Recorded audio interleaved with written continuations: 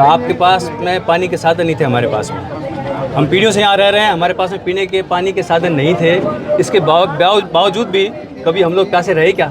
हम लोग प्यासे कभी नहीं रहे। हमारी खुद की व्यवस्थाएं थी, जिन व्यवस्थाओं से हम लोगों ने हमारी पीढ़ियाँ तक पीढ़ियाँ पाली हैं। पर आज मैं आप लोगों से पूछ रहा हूँ कि आज आपके पास नहर का पानी भी आ गया, आज आपका सिस्टम आ गया, आज आपके पास पूरा महकमा आ गया, तब आपको प्यास से मर रहे हो कि नहीं मर रहे हो? गाँव में पानी पहुँच रहा है कि नहीं पहुँच रहा है? आप लोग बताओ।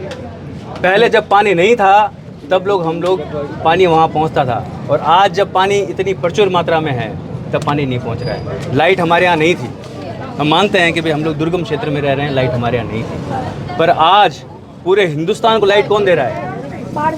बाड़मेर दे रहा है। इसके बावजूद आपके घरों में लाइट थी क्या?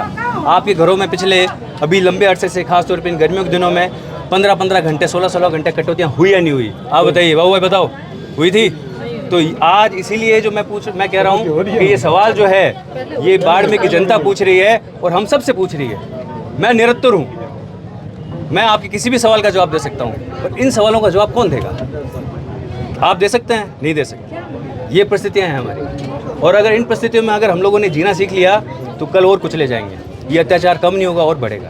इसीलिए आज आवाज़ उठाना जरूरी है। इसीलिए आज हम लोग सब यहाँ एकत्रित होकर आए हैं। प्रशासन को हम लोगों ने ज्ञापन नहीं दिया है, हम लोगों ने प्रशासन को इस बार सुझाव दिए हैं, और उन सुझावों पे 20 दिन के अंदर हमने रिपोर्ट मांगी है कि आप हमें रिपोर्ट दीजिए जिसमें हम लोग कितने सुझाव आपके हमारे माने गए हैं, और उन सुझावों से क्या अच्छे नतीजे निकल कर सामने आए हैं। इसीलिए मैं आपको भी सभी को कॉपीज़ दे दूँगा, मेरे पास कॉपीज़ हैं। देखो, मैं जैसा आपको बताता हूँ कि भाई जेजेएम के बारे में आप सब लोग जानते हो, उसके लिए मुझे बात करने की ज़रूरत भी नहीं है। नंबर 2, एक हमारे यहाँ पर जो शहर है वो समतल बसावट में नहीं है, आधा शहर पहाड़ पर है, आपका घर जो है ऊपर है, हमारा घर जो है नीचे है। तो एक ही तरह के पानी के प्रेशर को लिहाज से अगर हम लोग देखा जाए तो वो उसकी आपूर्ति नहीं कर सकता। इसके लिए प्रेशर कंट्यूट एक डायग्राम जो है बनाया जाए, और उसके बाद में जहाँ जहाँ लो प्रेशर है वहाँ पर मदद की जाए।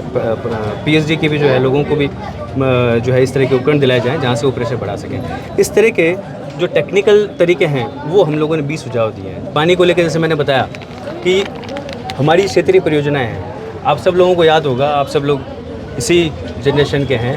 भाड़खा से हमारे यहाँ पानी आता था, कुडला से आता था, नागाना से आता था, और पूरी उन पाइपलाइनों से जो सप्लाई पूरे बाढ़ में हुआ करती थी। आज वो सारी बंद है। क्यों बंद है? आज वो सारी इसलिए बंद है क्योंकि नहर का पानी आ गया, और जहाँ जेजेएम जल जीवन मिशन जो है के अंतर्गत पाइपलाइन डाल दी गई है, वहाँ ये क्षेत्रीय परियोजनाएं बंद कर दी गई। क्षेत्रीय योजनाओं से जब पानी पिलाया जा सकता है तो करना क्या है? आपके पास में वो पूरे का पूरा इंफ्रास्ट्रक्चर तैयार है, आपको सिर्फ इसे चालू करना है। और अगर आप लोगों से नहीं हो पा रहा है, आप जल समिति बना दो, लोकल लोगों को दे दो, हम लोग कहीं ना कहीं से पैसा इकट्ठा करके लाके उनको चलाएंगे तो पानी जो है वो लगातार वहाँ पहुँच सके। और वो सारे के सारे कुएं व्यर्थ ही हो रहे हैं आज के तारीख। 70 कुएं कलेक्टर से वार्ता हुई, क्या बात हुई? उन्होंने बिल्कुल हमें जो आश्वस्त किया है कि आपके द्वारा जो सुझाव हैं, इसी तरह के टेक्निकल सुझाव तो और भी हैं। जैसे मैंने बताया कि पीवीसी और सीमेंट की जो पाइपलाइंस हैं वो पूरी सब जगह एसडीपी में चेंज हो गई है। हमारे यहाँ पे तक अभी एसडीपी में सारी चेंज नहीं हुई हैं, उनको चेंज किया जाए। और अगर मान लो आपको चेंज करने में भी कोई देरी हो रही है तो कम से कम अभी उनकी सफाई तो करवाएं। एसडीपी पाइप्स में कचरा आने की गुंजाइश बहुत कम बचती है, पर ये जो सीमेंट वाली पाइप्स होती हैं इसमें बहुत सारा ये जड़ों का, पेड़ों का, पौधों का कचरा और जो आने का, कम से कम उन्हें साफ़ करवाएं।